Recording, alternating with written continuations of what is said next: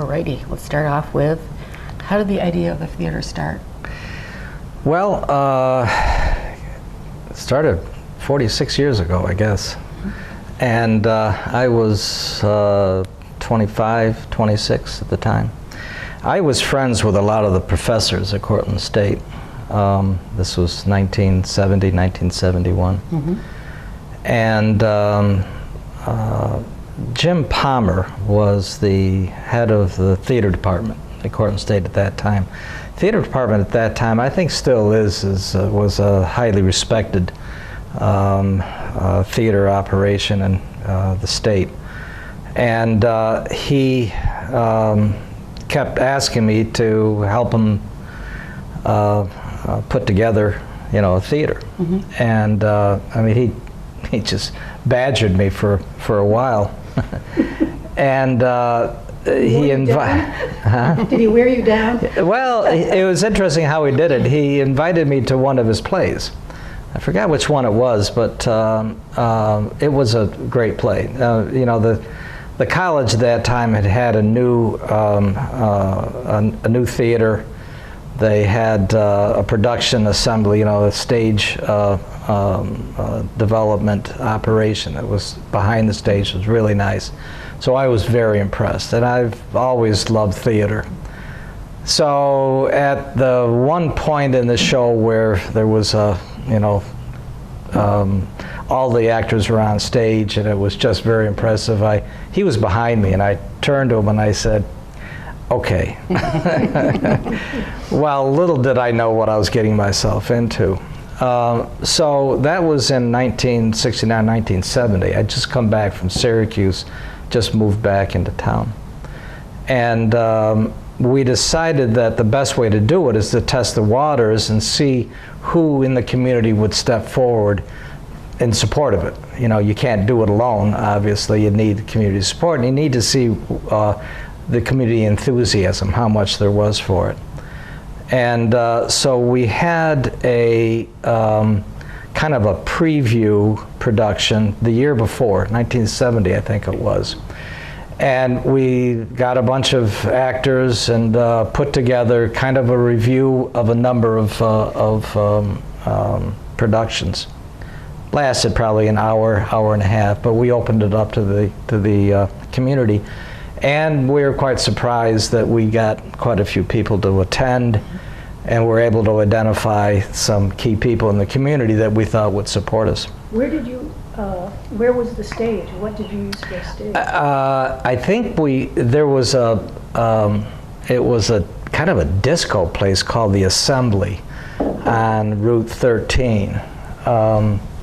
And we just took it over one Sunday afternoon, and we brought, we brought in chairs and just made a thing. We had a piano and we just did it, Mm-hmm. And but it was interesting to me because I wanted to see, what the response was, and it was pretty good. So from that response, we brought together a group of people. I was supposed to be the producer and put it together from a business perspective. Jim was going to be obviously the artistic part of the endeavor. So it was pretty much up to me to kind of bring a board together and create the entity the way we were supposed to. So I found that there were a lot of doctors. My father was one of them. The Vernoys.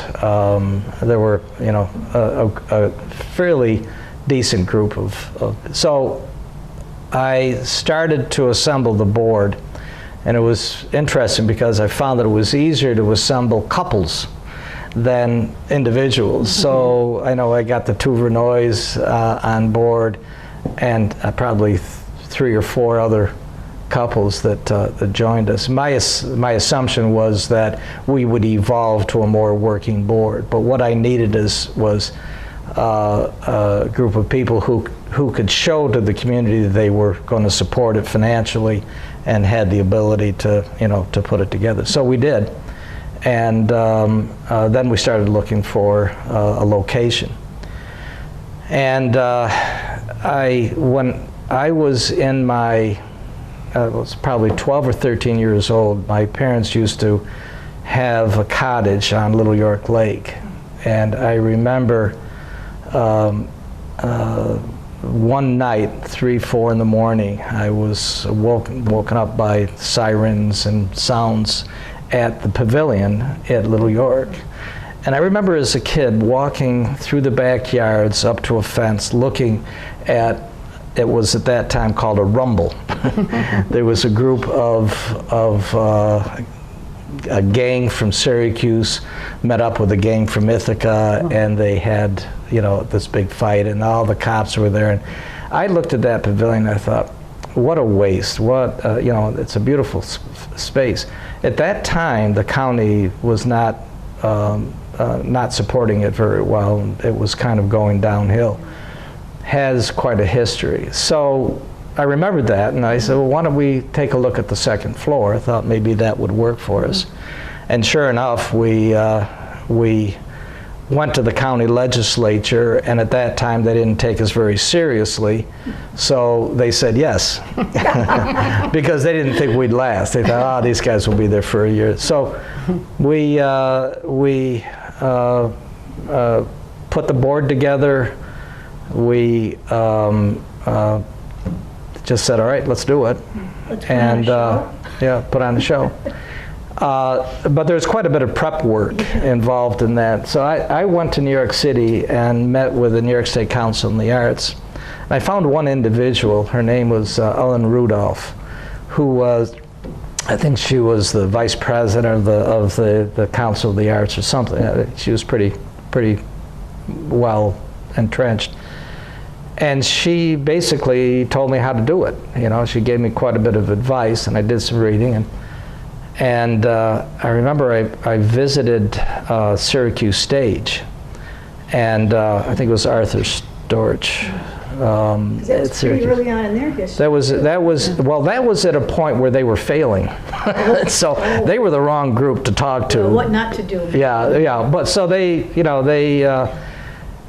gave me some advice, and so I probably didn't know enough not to do it, but enough to figure, well, maybe we can do it. So the first year, we had to rent the chairs. There were metal chairs, folding chairs. We started out with a fairly decent-sized loan. I think at that time it was like $15,000, decent size. And we looked for donors. We called them lifetime patrons. $1,500, maybe $2,000 each. I forgot what the amount was, but I think we got 20 or 25 donors to step up at that amount. So we got funded in that manner, and then we. The county didn't give you any money. They just let you use it. They just let us use it, and so the first year was interesting. We had to build risers. I was going to ask about that. So the first year we built the risers, and we had folding chairs, and we did it. We focused. Where did you build the risers? Because you didn't have an office or a prop shop or anything. Yeah, we volunteers. At the pavilion. At the pavilion. We actually did them at the pavilion. Yeah. We got the lumber, and I think we hired one person to oversee it, but the rest were volunteers. They're all volunteers. And had the first season, and it was, we had a very enthusiastic audience, a very enthusiastic board. How many shows did you do the first season? We did, for the first 2 or 3 years, the Cortland Repertory Theatre. The true repertory theater, the summer stock theaters were at that time, well, not at that time, but traditionally repertory, which meant you mount one show, you have it for a week and a half, you take it down, you mount another one for a week and a half, you take that down, bring back the first one, take that down, bring on a third one, take that down, and so it was repertory. And the idea was tourists would come in from out of the community and stay, and they would want to see 2 or 3 shows if they stayed for a week or 2. So the idea was to have a revolving. Well, that was probably the most difficult thing that you could do, because we didn't have a lot of space. We had to actually mount the show, the stage itself. The actors and actresses would have to remember those lines. The night of the last night, we had to dismount the stage, build a new stage for the next show, which was to be 2 or 3 days from that point, and then, so it was backbreaking, and it was strategically very difficult. With the same actors and actresses?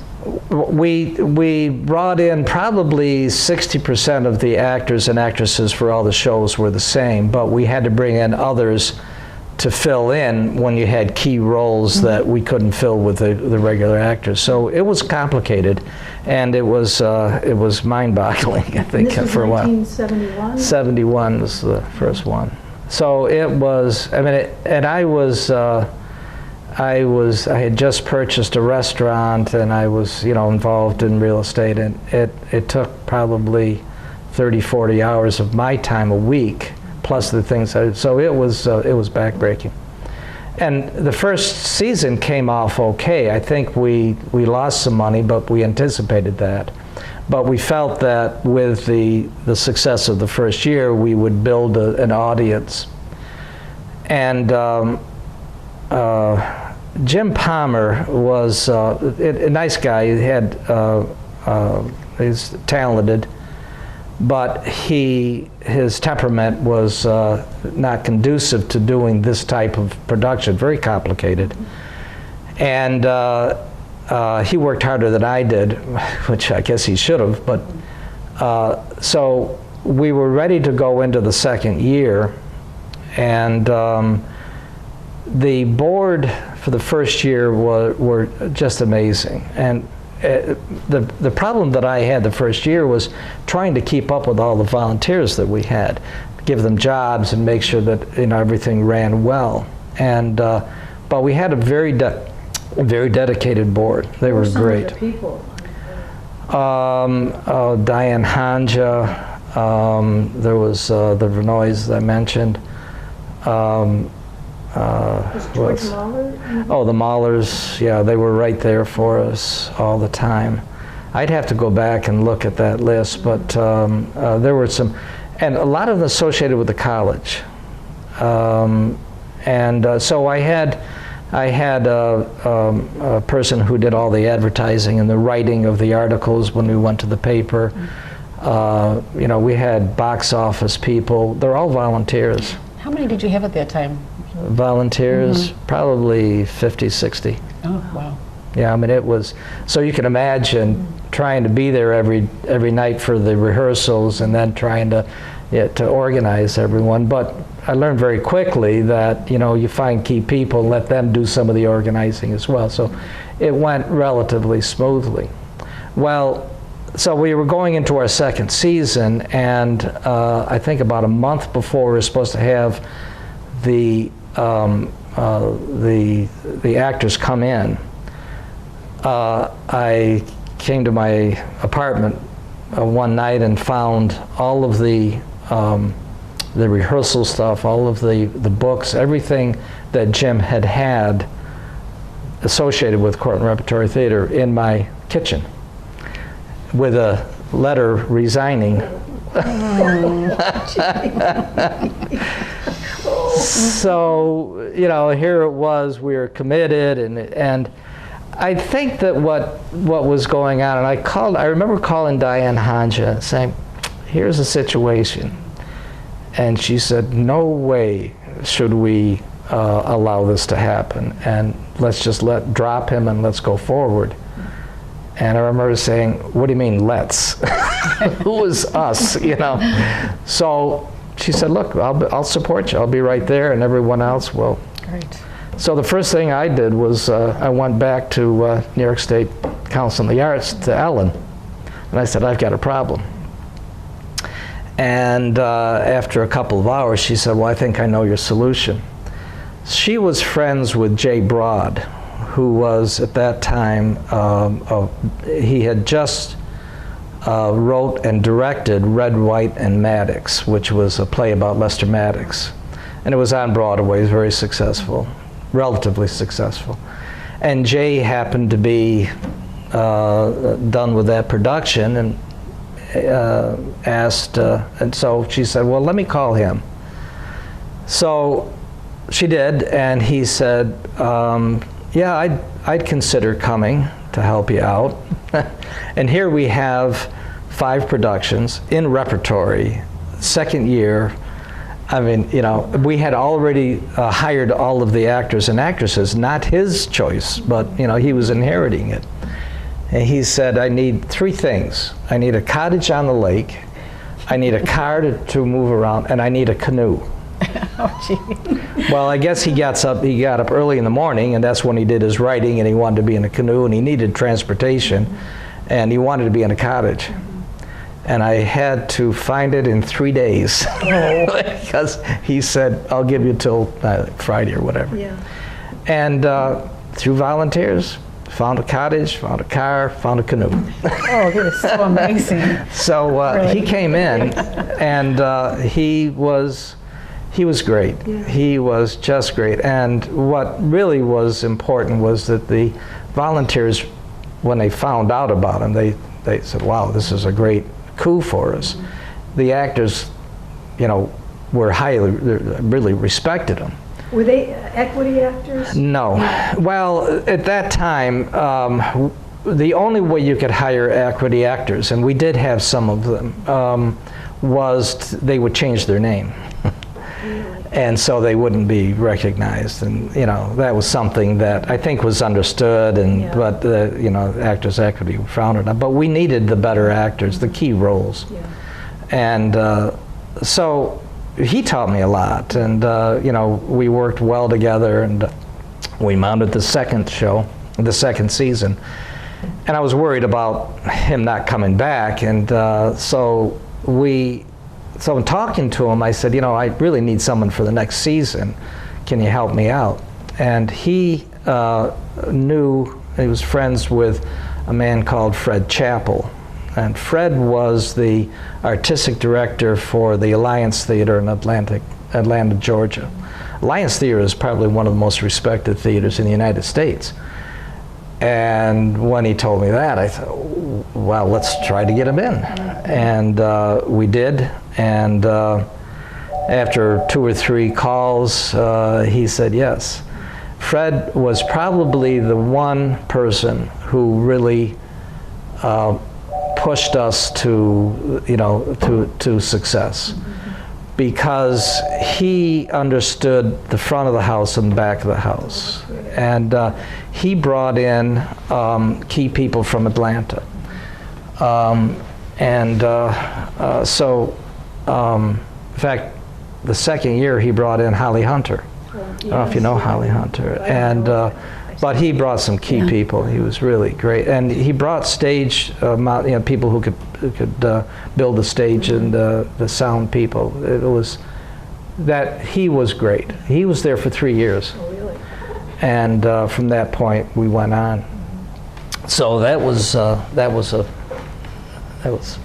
important. That contact that you made early on with Ellen Yeah. really was an important one, wasn't Yeah. it? Because these moments when things could go one way or they could go another way, Yeah. you know, it's important to have the right people. Right? Well, you know, after a few years, I asked her why she was so supportive, and it was a lesson to me. She said that the reason that she was so, they gave us quite a bit of money too, was that she realized that there was one person who would not give up, and she was referring to me. And I thought, well, you know, I never saw myself as that, but I realized that was a lesson, and that was, if you're going to do something, do it right, and you know, be on top of it. She recognized that. Yeah, you know, and yeah, so it worked out good.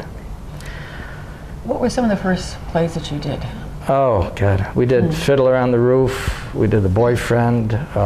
We did all of the Rodgers and Hammerstein shows. Did you have to pay? You had to pay to get permission. Yeah, you pay a royalty, and so we had to be careful of that. Yeah, but you were able to do that. Oh yeah, we were able to do it. So we found the second year we did revolving rep, but the third year we said, no, let's be a little bit more sane about it, and we went to the productions that we are now. So the third year we did a large musical first. The second one would be a straight play, 2 or 3 actors. Mm-hmm. The third one would be a large musical, and the fourth, so that's how we did it. Sweet Charity. To Kill a Mockingbird. That was a little later. Later? Yeah, that was later on. What was Holly Hunter in? She was in The Boyfriend. Okay. She came for 2 years. It was funny because the only way we could get her here was they asked me to call her parents, and I did, and I said, look, she was in high school. She was a senior in high school, and I said, look, I'll take care of her. I'll make sure that she's okay. We'll find a house for her and everything. Had they known I was 26 or 27 years old, they probably... But she stayed at one of the patrons' houses for the summer, for 2 summers. They loved her, and they were great. And but we did that for a lot of the key younger group, the people, made sure that they were with families. So that's the way. Yeah. Well, I'm wondering now about Center for the Arts. Would you like to talk about that a little bit? Well, the experience of doing a nonprofit, mounting a production like an operation like this, I understood how to do it. I mean, so I think 12 years ago, I was asked to sell the Baptist church in Homer. It's on the green. Mm-hmm. And when I walked in there, I walked into their sanctuary, the church itself, and it had a stage, and it's a theater, a raked theater. They got a balcony. It's beautiful. Mm-hmm. And I thought, wow, what a great center, the possibility for the Center for the Arts. Yeah.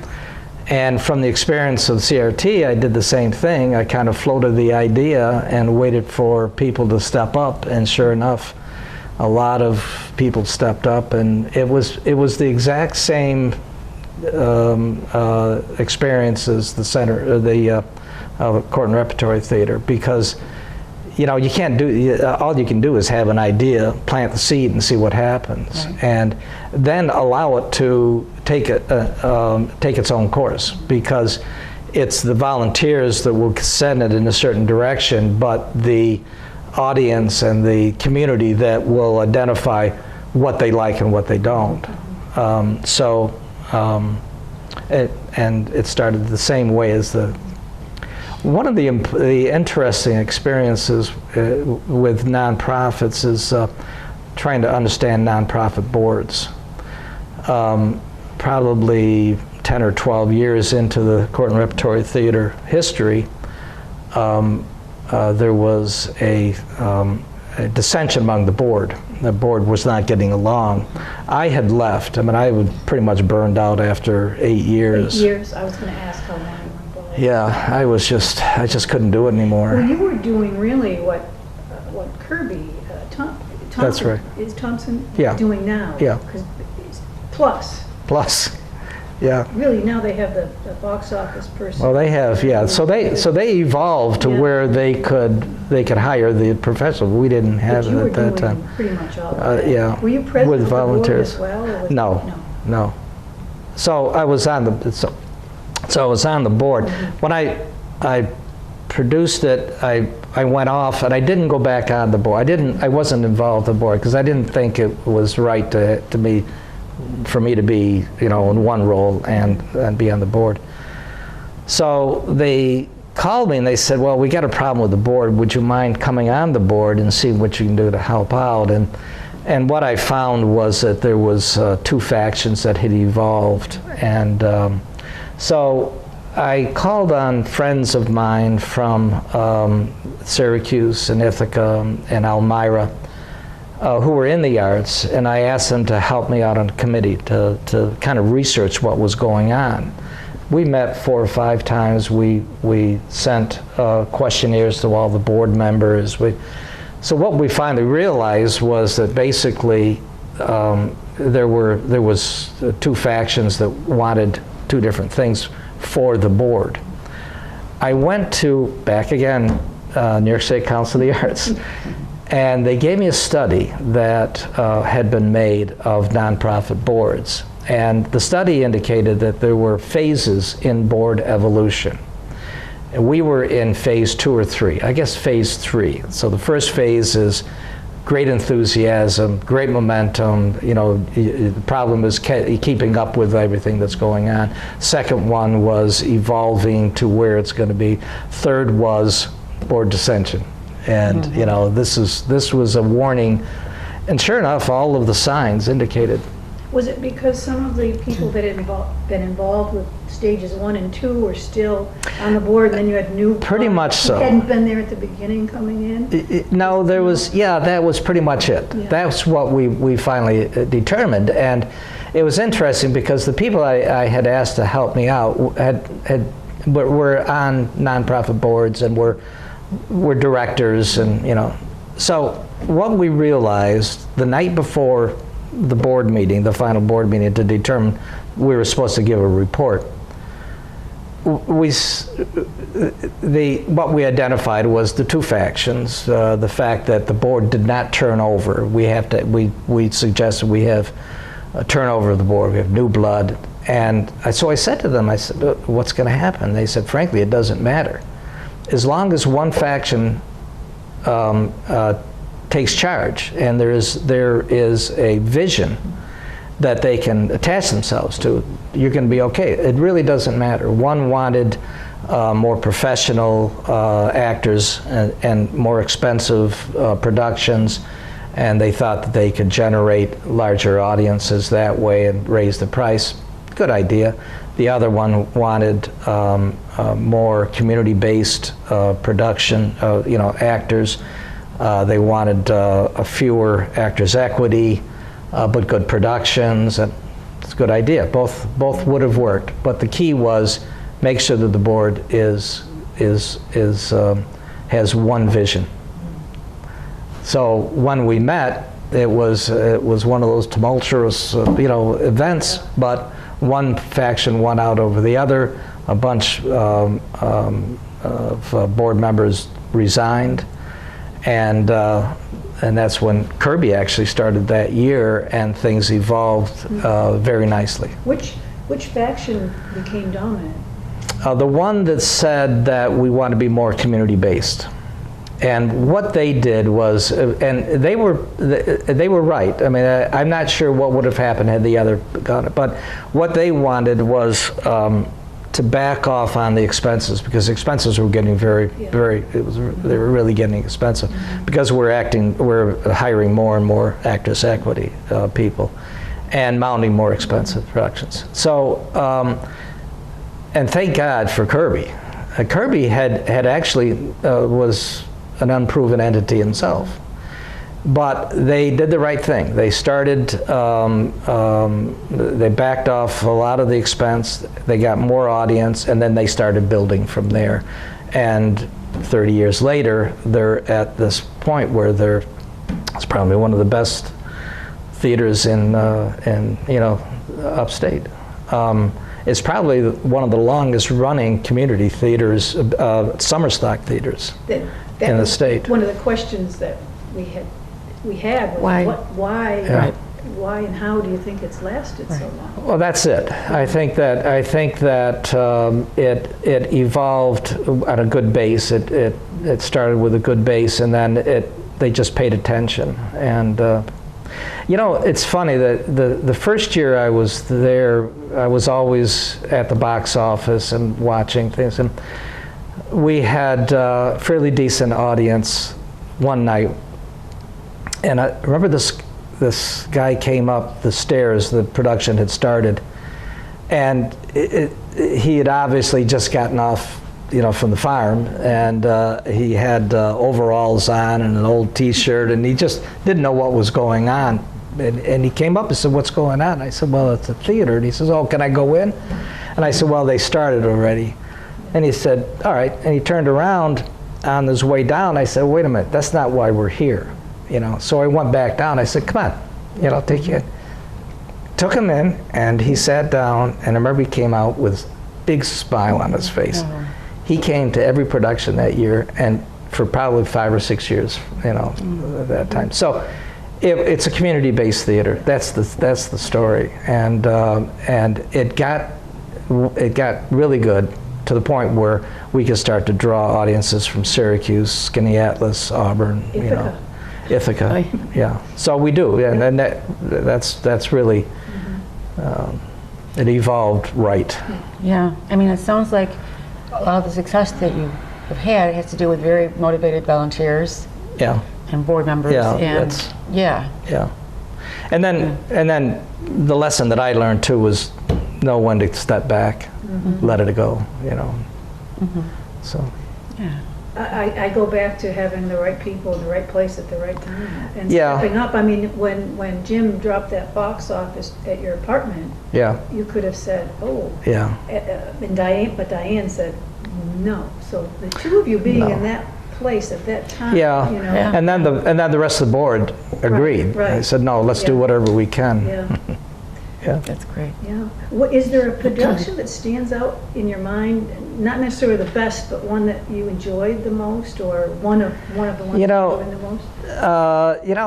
I think they were all great. The one that I remember was Equus, because it was a difficult production, and it demonstrated to me that we could do it. It gave us that next level up, and we needed to reach a more sophisticated audience. So the success, I think, is the fact that you can do the Rodgers and Hammersteins well, and it's fun, and everyone loves it, but you need to do more sophisticated productions in order to draw the larger audience, the larger based audience. So. And expose people to things, especially if they have a season ticket. Right. Yeah. Expose them to things that they might not know. And that's the other thing that I noticed, because people in the beginning said, "Well, you don't have an audience in Cortland. Cortland's not." But they were right. But I think what happened is we evolved an audience. We educated an audience. We put something out there that they liked and that they came back for. So I think I think that's the importance of the arts in any community. Absolutely. One thing that occurs to me as you're speaking is I was with the Area Agency on Aging for decades, and senior volunteers were the ushers. Yeah. They still are. Yeah. It's not the retired senior volunteer program.